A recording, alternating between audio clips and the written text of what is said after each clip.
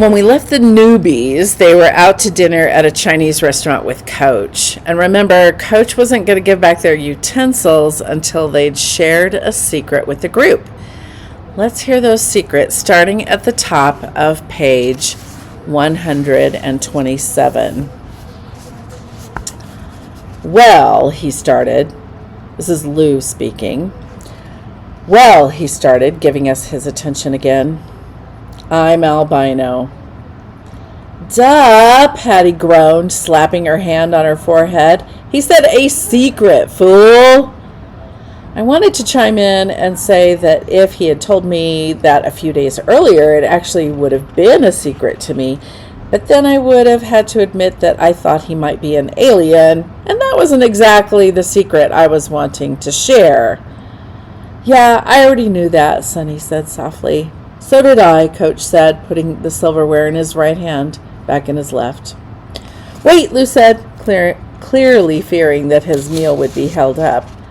That fried rice must have been calling his name. Okay, for real this time, he took a deep breath. I always wanted a brother, but my mom can't have no more kids. And the reason why I wish I had one is because then I could have seen what I would have looked like if I wasn't albino. Me, Patty, Sonny, and even Coach went dead quiet. Nobody said nothing. Like, whoa. Plus, I could relate to wanting a brother too. It would be nice to have somebody to hang with during the week. I had King on the weekends, but on the weekdays it was just me and Ma, so mainly just me because she's Ma and Ma ain't no bro. Plus, I probably would have had less altercations because my brother could have talked me out of some of them. He probably would have talked me out of cutting my shoes up and stealing the silver bullets from the sports store, too. So, I was totally with Lou on this one. Coach handed Lou his utensils and even slid the soy sauce over. Don't wait for us, son, Coach told him. Dig in. You earned it. Lou went for it. As he shoveled rice into his trap, Sonny spoke up. So, I don't have a mom, Sonny said. I mean, I do, but she's gone. She passed away, giving birth to me. Patty's eyes instantly began to shine. I could feel mine wetting up too, but I didn't want to cry. Not at our special newbie dinner. But I felt for Sonny. My mother isn't always the happiest lady on earth, but that's just because times have been tough. But I'd rather have tough times with her than no times at all. Sonny ain't never even met his mom. Never even had her cooking, and all moms can cook when they're not too tired. That's so sad, Patty said, reaching across the table for Sonny's hand. I'm so sorry. Nah, it's okay. It's the reason I run. Well, I didn't really have a choice. My father made me. See, he did everything right. Got good grades, went to college, became a big-time businessman, and found the perfect wife. They had the big house and the nice cars, but my mother wasn't into any of that stuff. At least this is what my father says. He says that even though he gave her everything, she wanted to accomplish her own goals. And the biggest one was she wanted to win a marathon. That's it? She wanted to run a marathon? Lou asked with a full mouth. No, she ran a lot of them. She wanted to win one, Sonny clarified. And she was planning to rev up her training after the pregnancy. But she died.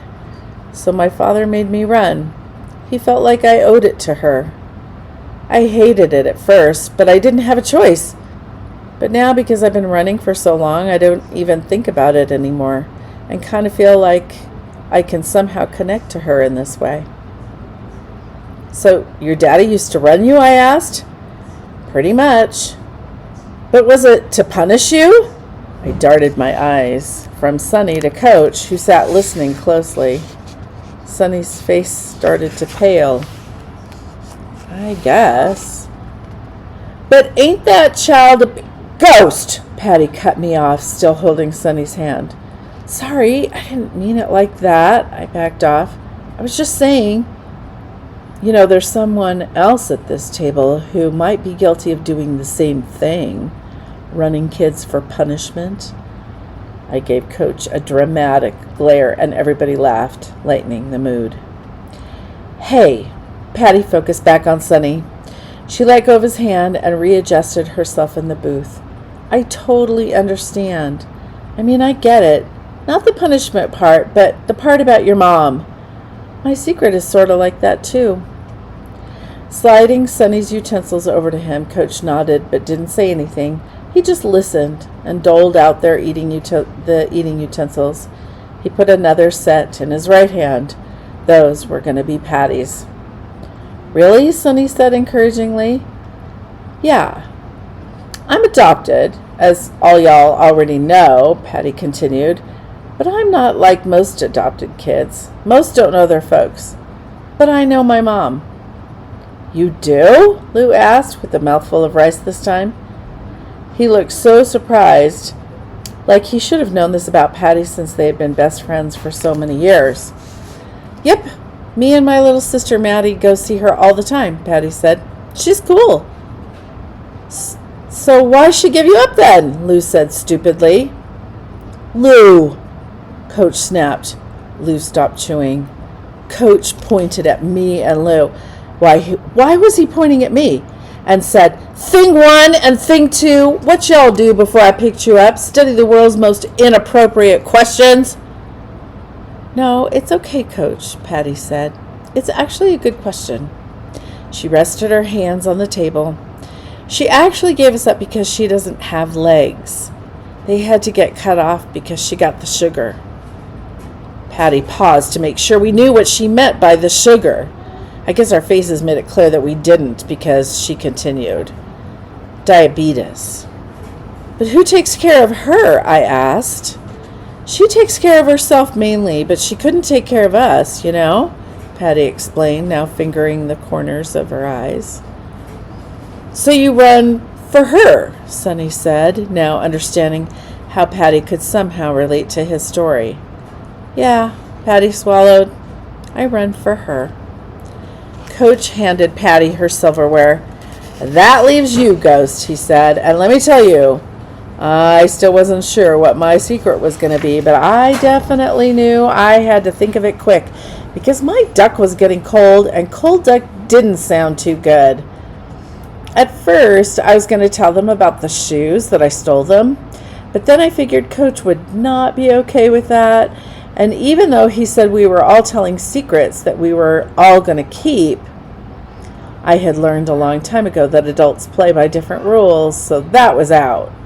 But I only had one other real secret, and I didn't know if it was okay to tell, especially over Chinese food. But I couldn't make up a good lie, despite the good job I had been doing lying over the past few days. I just didn't want them to look at me different or give anybody anything to pick on me about. I technically was still getting to know them, but I didn't know them yet. I didn't know anybody beside my family. I never even told Red and Dre stuff like this. Matter of fact, I hadn't even mentioned to them that I was on a track team, just because I didn't want to have to keep going through the whole, You on a track team? But then I looked around the table. Everybody had told such personal stories about their families, so maybe my family story wouldn't be so bad after all. Plus, my duck, it was getting cold, so my dad's in jail for trying to shoot me and my mother, I blurted, and before anyone could say anything, I held my hand out for my utensils. Lou dropped his fork. Patty dropped her knife. Sunny stopped drinking. Coach's mouth hung open as he pressed everything into my hand. And I felt good. Different. Like even though they were all stunned by what I said, I felt like they could see me. Like we were all running the same race at the same speed. But I was also feeling pretty hungry. Thanks, I said, taking my fork and stabbing the duck with it. I twisted meat off the bone and stuffed it in my mouth like nothing was wrong. like I hadn't just dropped the atomic bomb of secrets. But I didn't really want to make a big deal of it. I just wanted to say it and eat. So what about you, Coach? I asked through my chewing of the best food I had ever had. Ever. Duck. Who knew? Charlotte Lee could collect all the rubber ones she wanted. I was going to set the record for eating the most real ones. I mean, it's basically like the world's greatest chicken or something. Everybody else had started digging in their plates, even though now things were definitely a little awkward. Just a little. What about me? Coach replied at last. Well, what's your secret? I asked, pointing the fork at him. No. This is about y'all, not me. Come on, Coach, said Patty. Don't be like that. Yeah, I thought coaches were supposed to set an example, said Lou. Watch it, Coach snipped, but jokingly. No offense, Coach, Sonny said, but Lou's right. And Lou's never right, Patty teased, reaching over and snatching Coach's chopsticks and fork.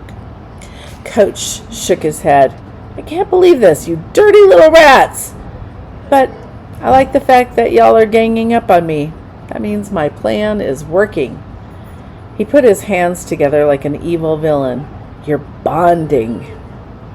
Yeah, Patty scoffed. Just get to the secret, or kiss your noodles goodbye.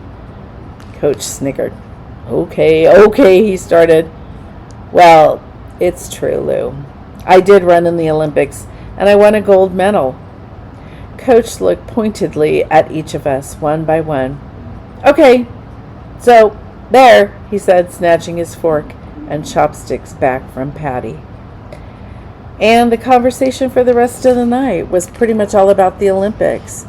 Coach didn't really say too much more about it. It was mainly just us talking about what it must have been like and all that. But I was glad that we were off my secret. It was like I had never even said anything about what had happened with my dad, even though I did. I did. And it seemed like everybody at the table cared and didn't care at the same time. And that made me feel, for the first time, like I was one of them. They even asked me if I needed to borrow some practice gear, which I thought was nice. But I told them I was cool, that my mother was going to get me some soon, even though I hadn't even asked her for none yet. Plus, I kind of wanted my first jersey and shorts to be the ones I ran my first race in, which I hadn't really even thought about until just then. But I appreciated them offering to look out for me. Not many people do that. I could add them to the list of my mother, Mr. Charles, and, well, Coach. And it felt good to feel like one of the teammates. Like I was there, really there, as me, but without as much scream inside. Chapter 9. World record for cleaning the dirtiest car. One time in gym class, we had to do this thing for warm-up where Mr. Purra made us form two lines facing each other. Everybody had to reach out and hold the hands of the person standing in front of them. For me, that person was, of course, stupid Brandon Simmons. His hands felt slimy, as if he'd just blown his nose into his palms, which he probably did just to be a jerk. After that, we all were holding hands. After we all were holding hands, Mr. Purra stood in the front of the line with his back to us. This is called a trust fall, he said.